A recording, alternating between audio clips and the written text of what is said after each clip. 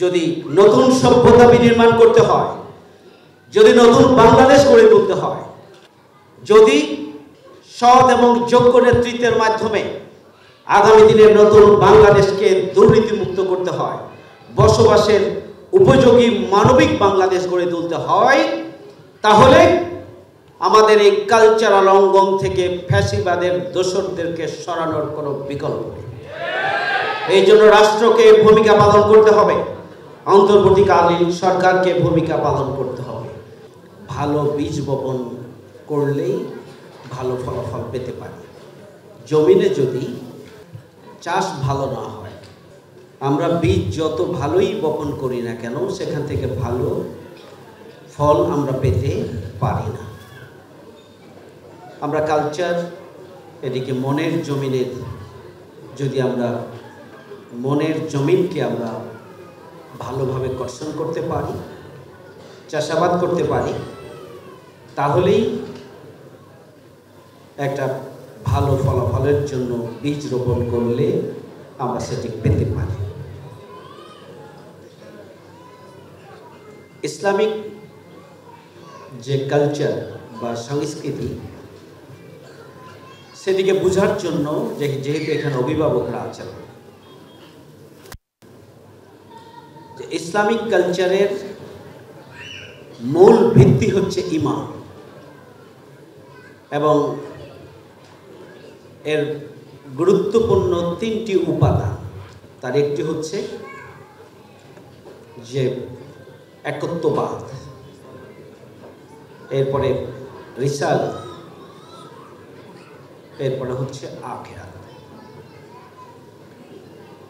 Islamic culture একজন ব্যক্তির মনোজগতে এমন শিক্ষা এবং এমন সাহিত্য বা এমন উপাদান তার অন্তরের মধ্যে দিতে চায়, যা তার ঈমানকে পাকাপোক্ত করে, আল্লাহর প্রতি আস্থা এবং বিশ্বাসকে সমৃদ্ধ করে, তার প্রতিনিধি হিসাবে রাসূল সাল্লাল্লাহু আলাইহি সাল্লামের নির্দেশনাকে তার জীবনে ধারণ করে এবং আখিরাত কেন্দ্রিক জীবন গড়ে তোলে। আখিরাত কেন্দ্রিক জীবন অর্থাৎ তার প্রত্যেকটি কাজের, তার কথাবার্তা, তার আচার আচরণ, তার চলাফেরা, তার উপস্থাপনা, তার দৃষ্টিভঙ্গি, তার চাহনি এবং তার যাবতীয় কার্যক্রম সবটাই আখিরাত মুখী হবে। একজন ইসলামিক কালচারে বিশ্বাসী বা ধারণ করে যারা, তাদের কার্যক্রম এমনই হবে এবং সেভাবেই সে নিজেকে গড়ে তুলতে পারে। দেখেন যে আমরা অনেক সময় আজকের যে কবিতা অথবা কবিতা আবৃত্তি, কেরাত, হামনা প্রতিযোগিতা, নাটক, অভিনয়, এগুলো সংস্কৃতি নয়, এগুলো হচ্ছে সংস্কৃতি বাহন।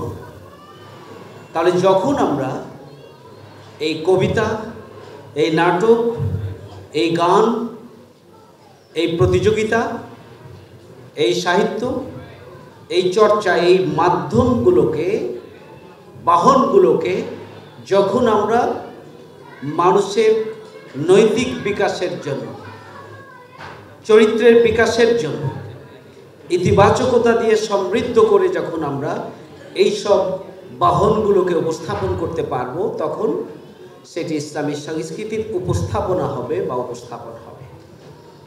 আজকের যে সভ্যতা, যে পাশ্চাত্য সংস্কৃতি, যার মধ্য দিয়ে আমাদের চরিত্রকে ধ্বংস করা হচ্ছে, অশ্লীলতা এবং বেহায়াপনা হচ্ছে তার বাহন, নাস্তিকতাবাদিতা হচ্ছে তার দৃষ্টিভঙ্গি বা চেতনা, বস্তুবাদী দৃষ্টিভঙ্গিকে ধারণ করে, সেই চিন্তাকে লালন করে তার যে সামগ্রিক কার্যক্রম হবে, এই কার্যক্রমটা কখনোই ইসলামী সংস্কৃতির বাহন হতে পারে না। আজকে সংস্কৃতির বাহনগুলো মূলত ইসলাম বিরোধী, পাশ্চাত্য বস্তুবাদী এবং নাস্তিক্যবাদী চিন্তা এবং দর্শনের ভিত্তিতেই বর্তমান পৃথিবীর এই কালচার গড়ে উঠেছে, সংস্কৃতি গড়ে উঠেছে। এখান থেকে পৃথিবীকে মুক্ত করতে হবে, এখান থেকে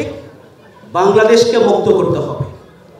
বাংলাদেশের 90% মানুষ মুসলমান, তারা আল্লাহর প্রতি ঈমান এবং বিশ্বাস রয়েছে, রাসূলকে তারা নেতৃত্ব মানে, আখিরাতে তারা বিশ্বাস করে, অথচ তাদের জীবনাচার, অথচ কালচারের যে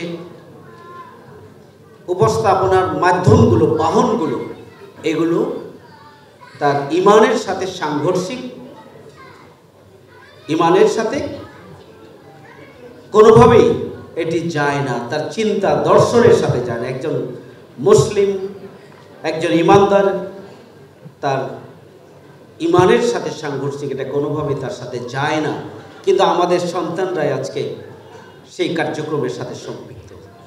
আমি অভিনন্দন জানাই অভিভাবকদেরকে, যে আসলে অশ্লীলতা এবং বেহায়াপনার মাঝেও আপনি আপনার সন্তানকে কেরাত, হামনাত সহ আবৃত্তি সহ আপনারা আপনাদের সন্তানকে সুরক্ষা দিয়ে তাদের জীবনকে গড়ে তোলার জন্য, তাদের মানসকে গড়ে তোলার জন্য, তাদের মানবিক সত্তাকে গড়ে তোলার জন্য, আগামী দিনে মানুষের মতো মানুষ হওয়ার জন্য আপনারা তাদেরকে ইসলামিক কালচারাল কার্যক্রমের সাথে সম্পৃক্ত করে আপনারা তাদেরকে প্রতিযোগিতায় ফিল্ড থেকে তুলে এনে একটা মহানগরী ভিত্তিক একটা প্রতিযোগিতায় আপনার সন্তানরা এখানে এসেছে। আপনাদের সেখানে ভূমিকা আছে, তৎপরতা আছে, প্রচেষ্টা আছে। আল্লাহ রাব্বুল আলামিন সেটির জন্য কবুল করুন। আর একটি পয়েন্ট বলতে চাই, আপনারা এখন পুরস্কার দেয়া এবং নেয়া, এটি আপনার আজকের জন্য বড় কাজ। আমরা প্রধান অতিথির কথা শুনব। সেটি হচ্ছে ইসলামী সংস্কৃতিকে আমরা একটা রাষ্ট্র ব্যবস্থার সাথেই কিন্তু তুলনা করতে পারি, রাষ্ট্র ব্যবস্থার সাথে তুলনা করতে পারি। আমাদের শাসক হচ্ছেন ইনিল হুকমা ইল্লা লিল্লাহ, আল্লাহ রাব্বুল আলামিন। আমাদের রাসূল করিম সাল্লাল্লাহু আলাইহি ওয়াসাল্লাম হচ্ছেন আল্লাহর প্রতিনিধি, এবং সেই প্রতিনিধিত্বকে ধারণ করেই তার নির্দেশনার আলোকে আমরা এই রাষ্ট্রটিকে পরিচালনা করব। কোরআন এই রাষ্ট্র পরিচালনার মূল গাইড বুক হবে। তাহলে আল্লাহ, আল্লাহ রাসূল এবং কোরআন হচ্ছে সংবিধান বা রাষ্ট্র পরিচালনার মূলনীতি হবে। এবং এর মধ্য দিয়ে যেমনিভাবে একজন মানুষ আল্লাহর শ্রেষ্ঠ সৃষ্টি হিসাবে তার মর্যাদা সংরক্ষণের জন্য ভূমিকা পালন করবে, এবং এর মধ্য দিয়ে যেমনিভাবে রাষ্ট্র একটি সুখী সমৃদ্ধশালী রাষ্ট্রে পরিণত হবে, ঠিক আমরা যদি পিছন থেকে বিবেচনা করি যে আল্লাহ, আল্লাহ রাসূল, কোরআন এবং মানব জাতি তার মর্যাদা সংরক্ষণের জন্য এই তিনটিকে ধারণ করে যদি মর্যাদা সংরক্ষণের জন্য ভূমিকা পালন করে, তাহলে এই কালচার যে একটা সামগ্রিক রাষ্ট্র ব্যবস্থার সাথে তুলনীয়, তাহলে এমন একটা মানে ভিত্তি সমাজে গড়ে উঠবে যেখানে সুখী সমৃদ্ধশালী একটি নতুন সমাজ বিনির্মাণ করা সম্ভব। সুতরাং আমাদেরকে কালচারকে ভালোভাবে বোঝা দরকার, এবং তার আলোকে আমাদের নিজেদেরকে গড়ে তোলার জন্য ভূমিকা পালন করা দরকার।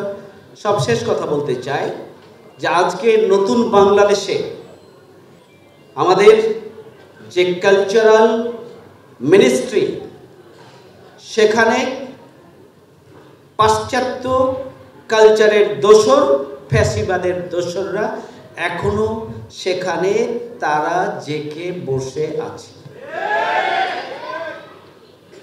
যদি নতুন সভ্যতা বিনির্মাণ করতে হয়, যদি নতুন বাংলাদেশ গড়ে তুলতে হয়, যদি সৎ এবং যোগ্য নেতৃত্বের মাধ্যমে আগামী দিনের নতুন বাংলাদেশকে দুর্নীতিমুক্ত করতে হয়, বসবাসের উপযোগী মানবিক বাংলাদেশ গড়ে তুলতে হয়, তাহলে আমাদের এই কালচারাল অঙ্গন থেকে ফ্যাসিবাদের দোসরদেরকে সরানোর কোনো বিকল্প নেই। এই জন্য রাষ্ট্রকে ভূমিকা পালন করতে হবে, অন্তর্বর্তীকালীন সরকারকে ভূমিকা পালন করতে হবে।